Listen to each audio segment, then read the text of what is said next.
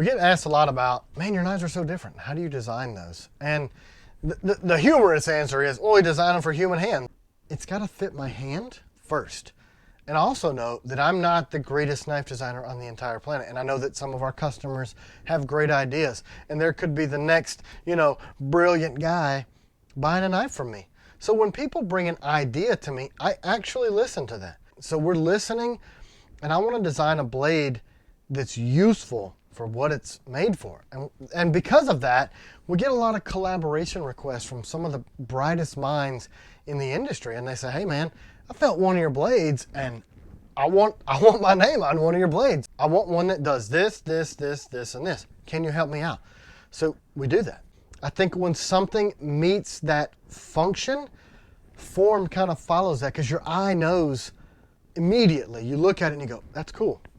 Something about it, you know that it's useful. And then you grab it and you go, man, if you design it right, your eye knows. And then it ends up looking rad. It's incredibly difficult to source all of our materials onshore. You have to spend twice as much time trying to find the American-made materials. A lot of times, they're twice as much money. It takes longer, so then it's more expensive, and we have to figure out these creative ways to make our blades with just a handful of Americans in our little shop to keep that price competitive. So we work super hard to get those materials here from across the United States, to build them, to put them together, to make a high quality knife that you can depend on for the rest of your life. So we've had to be really creative in how we go about that process. Some of the stuff that makes our knives different is a big part of it to me is handle feel. Some of the things I saw out there, and this is part of what kind of fueled me and pushed me into making knives, they don't fit comfortably in multiple grip positions. So that's one thing I think that really sets our stuff apart, is that grip and feel is very intuitive. You want it to be a tool, and tools are made to help you perform your task better. I had different ideas and thoughts about how to accomplish things, and it's really made T.Kell Knives very different in those aspects. The coating we use, nickel boron.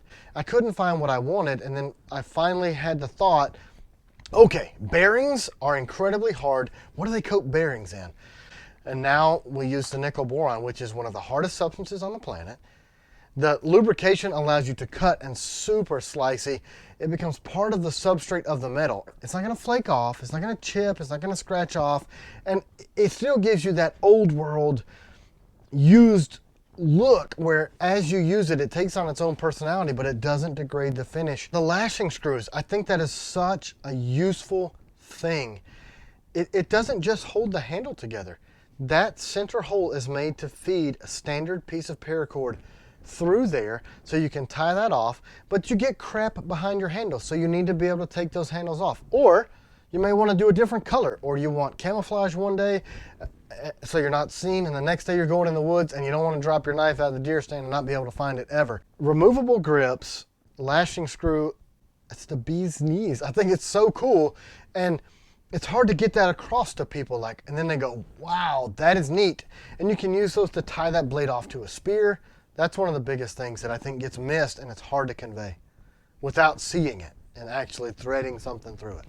I built a forge, propane forge, out of some plans that I found on the internet. So literally made it with pieces and parts, went with propane and just heating and beating. I mean, I made an anvil. I worked for the railroad and found all this scrap iron and made an anvil. And I was out there just wringing it out, man, just beating blades out and learning how to normalize and learning how to heat treat. I mean, put the hours into making a blade the old ways so that I understood, why does this seem to be preferred, or is this preferred? Yeah, I think you need to start there. You need to start with the hardest way to make a knife, the oldest way to make a knife, and try to progress your way up into what can you take out of that steel? What produces the best end result? So we started there, and now as things have progressed, we've implemented some of the cutting edge technologies. I found the brightest and most brilliant people in the industry that were so good at getting out of the metal what I wanted to take out of the metal. Can we machine this and make it move and feel and look exactly like the original the same time every time? Can we get the fitment on the sheath the same every single time so that people know how they feel every time across the board? It's in a military unit's hands, so how are you going to train your guys to use it if it's not the same every time? So we are constantly innovating, and we've implemented those more technological aspects into our knife making, but it honestly, each step we take makes it better and better and better. This thing started with the first knife I ever made in my entire life was a Santoku chef's knife for my wife. I beat it out in the forge. She loved the thing. She is as much a part of the business as I am. Every decision goes through us. You know, one of our daughters folds the boxes. Our other daughter, she draws stuff out. People are sticking labels on stuff. We only have a couple of other employees that don't have the last name of Kell. You know, the guys that do the machine work for us they're like family now because we've all put so much into it. I mean, it's so small here that literally every single blade that leaves the shop is handled by a team of Kells. It's just what we do. So how hands-on am I? Incredibly. I mean, I still haven't found anybody that can sharpen the blades the way that I do. So I'm very particular and picky about how that's going to do.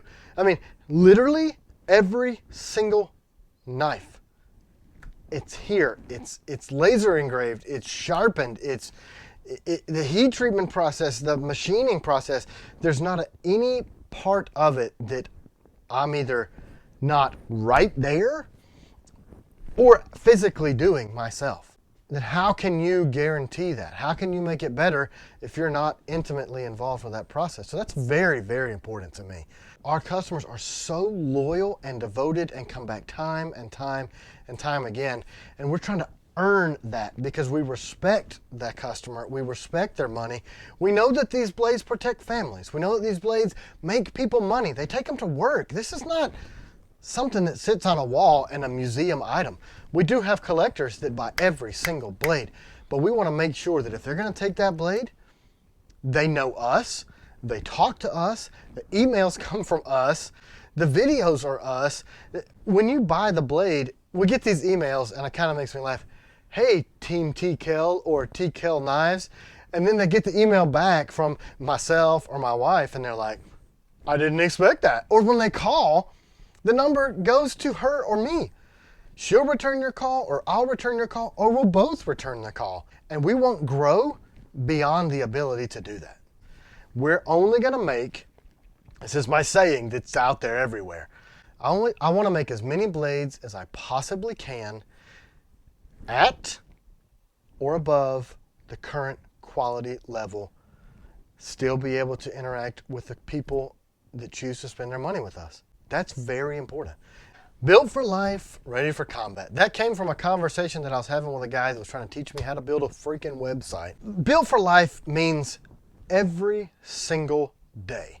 You know, we want the blade to be useful in everything that you could possibly put it to use. Your life, every day. You know, I don't want you to have a separate blade to do this and to do that. And we do make blades that are task specific, but they stand up to and they're usable for life, you know, and that lasts generations.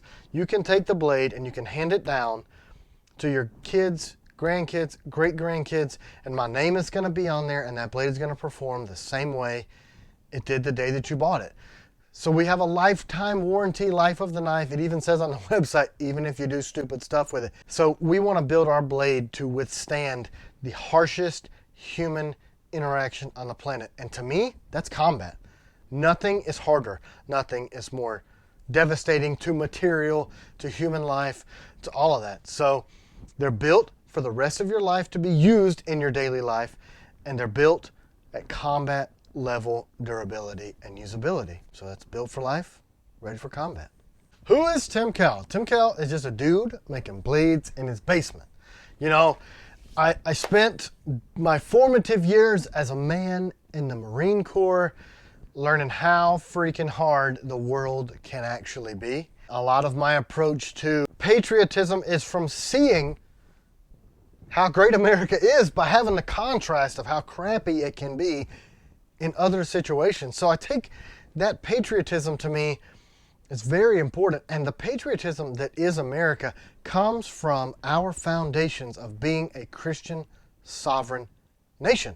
I think the successes of the United States are God-given. And to get away from that, we're going to get away from the soul of what I am, of what I think America is and what America should be. Yeah, I put God first before everything. I mean, this country did that and was successful, and when I do that, I'm successful, you know? And God's going to come before all of that. And then it's going to go to my wife, and then it's going to go to my kids, and then it's going to go to the business. And that's the order that we put those things in, and that's unashamedly the formula that works. I get asked this a lot. Where do you see T.Kell Knives? I have no idea. I don't.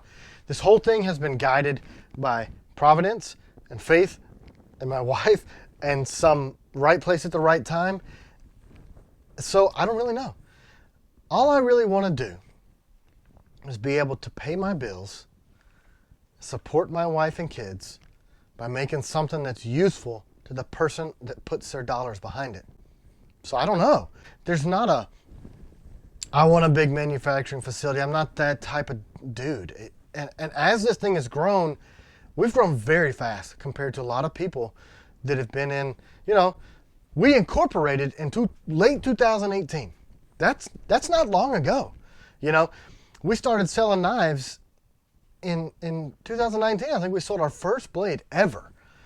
So because our approach is not how are we going to make the biggest company in the entire world, and it is how do we serve our customers? How do we make something that's useful to them first? It's going to grow to the point that it's going to grow to if we continue to try to do those things. We're just not driven by ambition here. We're driven, I guess, by service. I mean, honestly, I think the biggest thing that I want a customer to take away from any interaction they have with us is that we're so incredibly appreciative to be able to do something for other people to support ourselves. Thank you. Thank you for putting your prayers and your thoughts and your dollars behind what we're trying to do here. That's it. That's the center of this. It is the customer. If we ever lose sight of that, we're closing the doors.